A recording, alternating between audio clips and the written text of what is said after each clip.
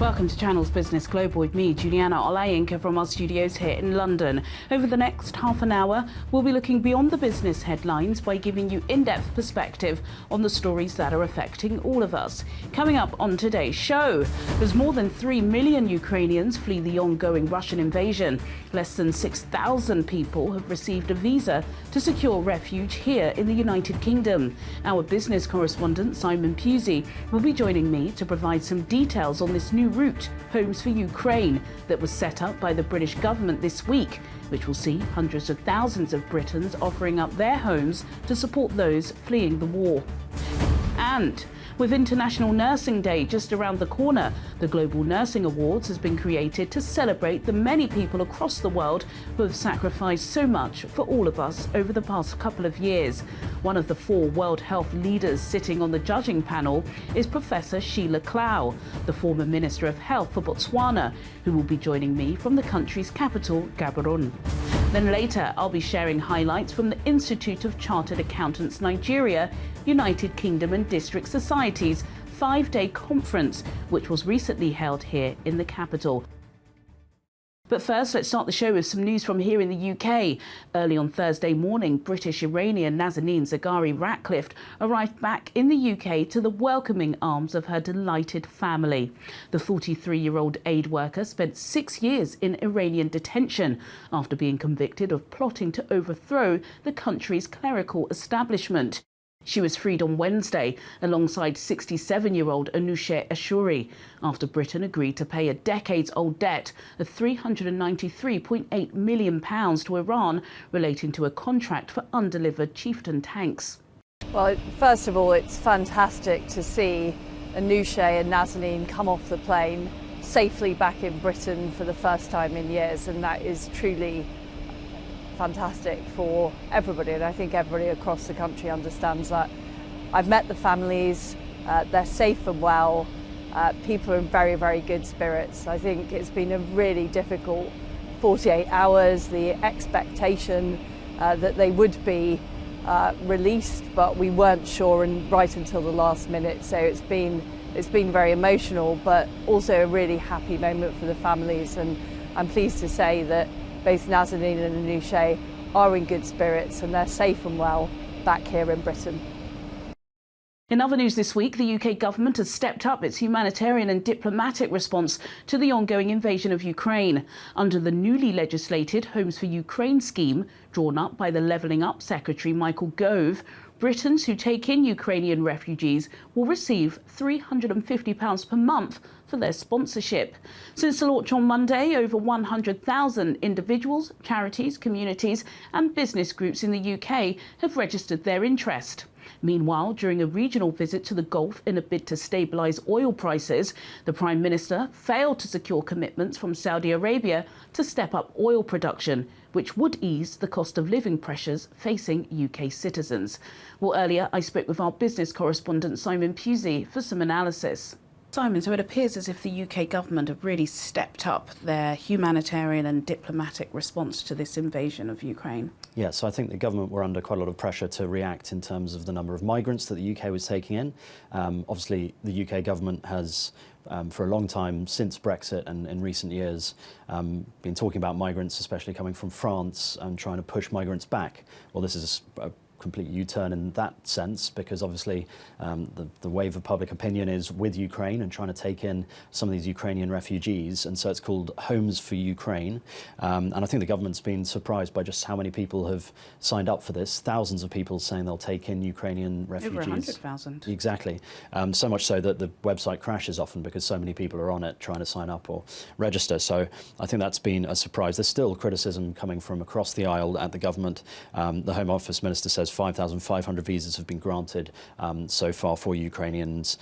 So many more people have obviously been applying or trying to apply, and the UN Refugee Agency expects that 4 million Ukrainians are going to need housing somewhere, mainly in Poland. 2 million have fled to Poland so far, and surrounding countries, of course, but a lot of them will want to come to the UK because people have family here. And so far, apparently 20,000 applications have been submitted, but I think in the next few days, that's going to be many, many more thousands as this starts to take off. So I think the UK was, massively lagging behind.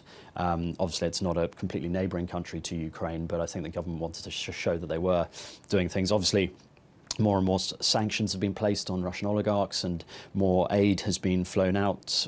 The US, for their points, Biden has given another $1 billion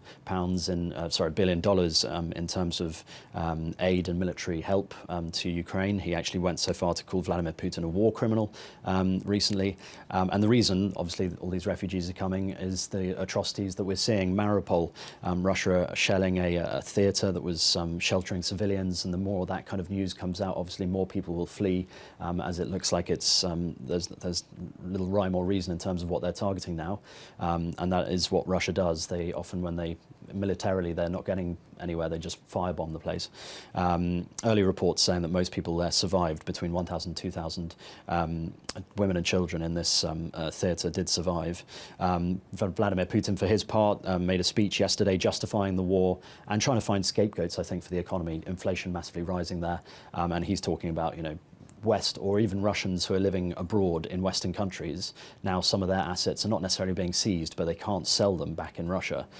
So Vladimir Putin very much saying it's us versus them, trying to win popular approval over there in Russia. So I think the longer the war goes on, obviously there's talks about, there's rumours about peace talks and things. I think we're not too close to anything like that. It's good to see that the progress is being made, but I think at the moment we are going to see the number of refugees increasing, and hopefully, the UK and the government sort of steps it up in terms of giving these people a place to live, because the pictures that we're watching are pretty horrific. They are horrific. Thank you, Simon. Now to our next topic. In just a few weeks' time, the Global Nursing Awards will be taking place in recognition of the tireless work the profession has been conducting over the past 2 years. More than 17,300 nursing professionals from 184 countries have been nominated, with a grand prize of $250,000 for the winner. One of the 4 World Health leaders sitting on the judging panel is Professor Sheila Clow, the former Minister of Health for Botswana. She joins me now from the country's capital, Gaborone. Professor Sheila Clow, thank you so much for joining me on Channel's Business Global. Now, before I feast upon your geopolitical knowledge, let's start with the main discussion, which is these awards. Tell me why you got involved and how important it is. Yeah, thank you very much. The reason why I decided, actually agreed to get involved, is simply because I'm a nurse, number one. And I know as a nurse, I've done a lot. And sometimes that lot has not been recognized. So, and I know there are countless nurses out there. So that when I was invited to be one of the jury members, I decided this is the one time that we can be able to showcase the work that nurses do. I have just been the co-chair of the Global Nursing Now campaign, which started in 2018.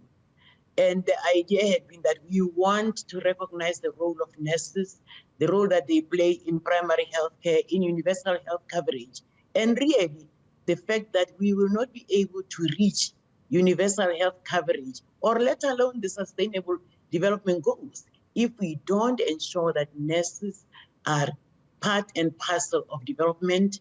They are recruited, they are retained, and most important, they are developed to be in leadership positions. So, and that campaign went on, for 2 years, resulting in the global recognition of nursing by the World Health Assembly, where 2020 was declared the year of the nurse and the midwife. So, unfortunately, due to COVID, it was not as well celebrated, globally as we would have liked. But the momentum was there. Absolutely. And therefore, the momentum was there, and we're able, those who are in London, for example, were able to go to the Florence Nightingale, the birthplace, the whatever, and just, to be able to say, we are going to ensure that nurses are recognized. So that the ministers, every country, this became a movement, because every country, I was able to visit, even Scandinavian countries, where I met ministers of health, And they were able to say, no, from now on, we're going to really ensure that we retain our nurses, that we recognize them, and most important, that they are put in leadership positions, because we know that healthcare is really on them. They are the backbone. So I decided then, when Asta came to me, it was like, right, that's all I need.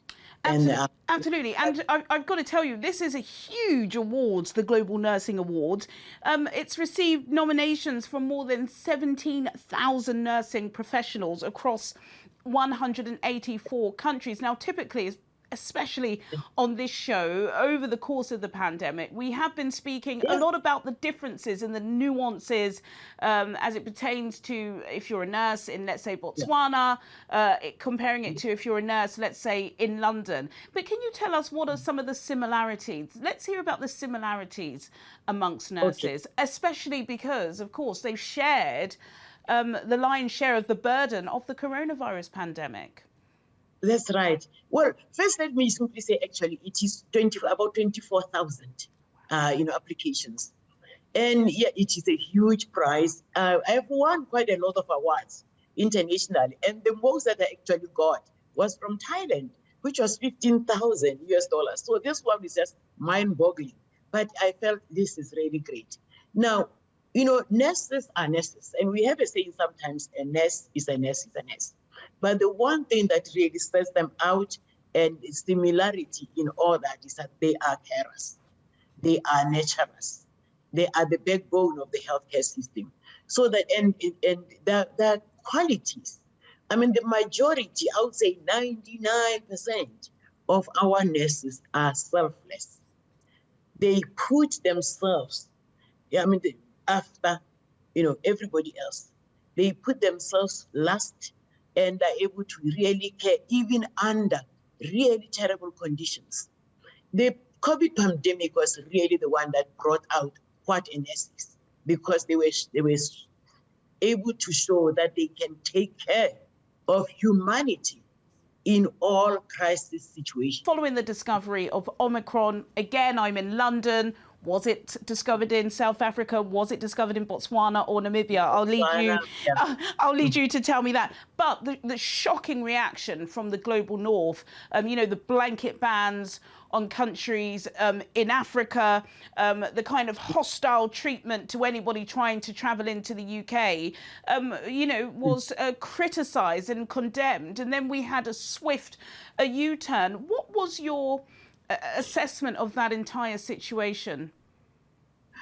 Well, to me, a lot of people were saying racism, but to tell you the truth, I saw it as really panic, where people had no idea what Omicron was going to be like.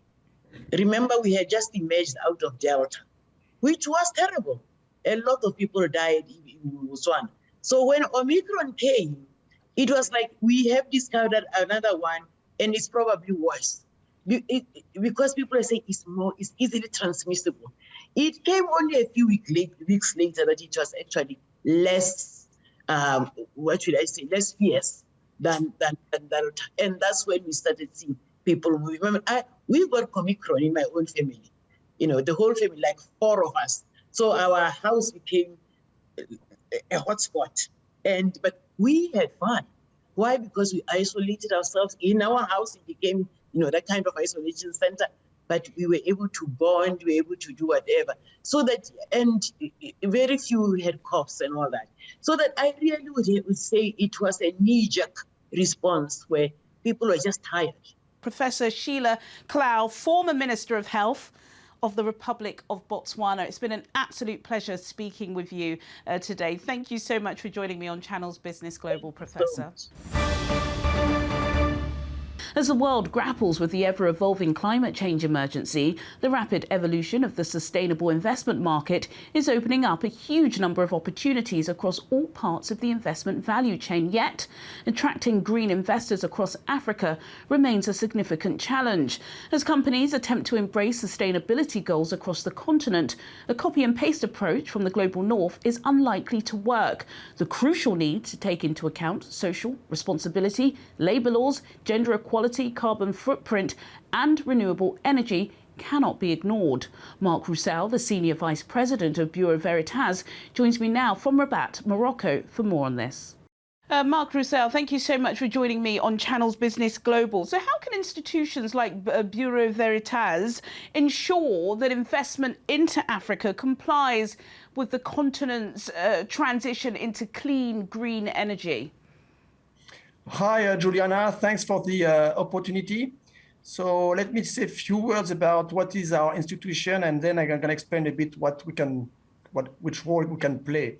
So Bureau Veritas is a leading company of testing, inspection, and certification created in 1828. We have 75,000 people working worldwide and in 140 countries with a total revenue of 5 billion euros. In Africa, we are working there since 1898, so we are very used to Africa. We've got more than 3,000 people working in Africa, active in 26 countries, with about 50 laboratories in operations. And what are we doing? Our role is to ensure products, services, infrastructure, processes on one side are compliant with local norms, regulations, contract regarding quality, health, safety, environment, and social responsibility. So our service is really a business-to-business, to-society service. And our mission is really to shape a world of trust, what we're saying. And regarding renewables, we have been working on many renewable projects, like a dam in Cameroon, geothermal in Kenya, solar in Morocco. And on all those projects, we are ensuring that the projects are complying with the quality standards, including the requirements linked to the climate change and the carbon footprint. We are very often acting as a trusted third party. And this helps reassuring the stakeholders, so this making those projects possible. And just to give you from a few examples, as for example, the financial institution, usually they want to be sure that the projects will deliver the expected energy output. The insurance company, which is always there, they want to be reassured about the quality of the projects to reduce the risk of failure and the money is properly invested. The project owner is often seeking for some support to control and to check works done by the EPC companies. EPC means engineering, procurement, construction companies. And here we are acting as a kind of a independent checking engineer. And here we are really acting as an enabler by bringing trust to the different parties, especially for those new projects, and making sure they are fully respecting the regulation in place to make sure that they are in line with the energy transition. Thank you so much for joining me on Channel's Business Global. Thank you, Marc. Let's change gears now. Earlier this week, the US Securities and Exchange Commission announced that it will be probing conflicts of interest within the Big Four accounting firms, according to reports published in the Wall Street Journal. The investigation follows a series of high-profile accounting scandals at European businesses working with employees of Deloitte, Ernst & Young, PricewaterhouseCoopers and KPMG, as well as smaller, less notable firms.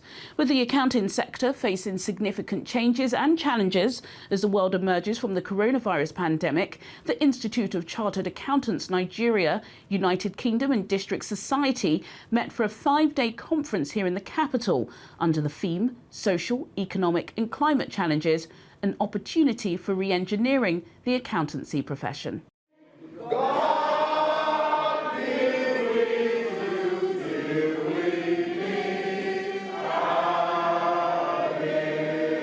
I'm very happy because this is one of the things that we do at the Institute to promote the Institute's contribution to society wherever we find ourselves. We contribute back home to the building of our nation in Nigeria, and our district in diaspora, which UK district is one of them, is also contributing to the society here. And what we do enriches our knowledge and even the general public, because there are some aspects of social responsibility that they carry out. They do visiting to homeless and do other things, and then build capacity as well. So this is part of our contribution to society. The last time we met here was March 2020. Immediately after that conference of 2020, the lockdown set in. Some of the people that were in attendance at the March 2020 conference passed away. And ever since, our meetings have been virtual. So this is one of the first opportunities we have to come together to reunite and mark the conference. And that's why it's something that we really are excited about. I do normally say, jokingly to people, that the only cause that you do in heaven and on earth is accounting, because as Christians, the Bible says that everyone will give account of himself, and that is accountancy. That's a joke, by the way. But accounting is quite very interesting, and it's involved a very rigorous process to become a chartered accountant, such that when you are able to navigate through that process, you can fit into any business, into any sector. There's so many of us here who are IT consultants, business analysts, project managers. We venture into all kind of business endeavors just because we have the right foundation which accountancy has provided us. So, and one of such qualities is the quality of resilience, ability to go ahead and weather the storm irrespective of wherever you found yourself. Accountancy sector in Nigeria is very vibrant. It's at the forefront of whatever you do in Nigeria. We have engineering profession, medical profession, legal profession. All those professions have been battered because of the problem of the politics, poverty, and all that. Accountants are seen to still be the conscience of the nation.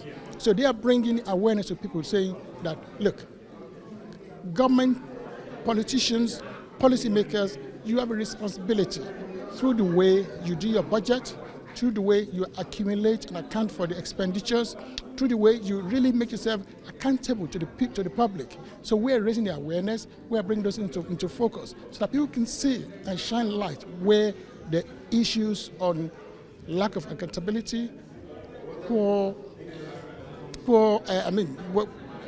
poverty areas, where should resources be diverted to an area where there's affluence rather where there's poverty. So I are bringing that into sharp focus. And that is the reason why we said we want to reset the thinking, the narrative behind those things in our conference. In the accounting space as well, we found that we've had to react. That's what makes our profession dynamic, because we've got to be able to look at our environment and react very quickly so that we can meet the needs of our clients, because at the end of the day, that's what we do. We provide services and we've got to be up to it. And of course, we sign up the professional code where we have to be up to date with our profession. We have to be up to date with what society requires. And if that means changing and adapting very quickly, I think we have. 75% of the way, there are things that you're still tweaking, like every other profession, but I think we definitely have responded to the outcry of technology and everything else. Well, sadly, that's all we have time for today, but do get in touch with your comments and suggestions. I'll see you at the same time next week for more in-depth business analysis on Channel's Business Global. Goodbye.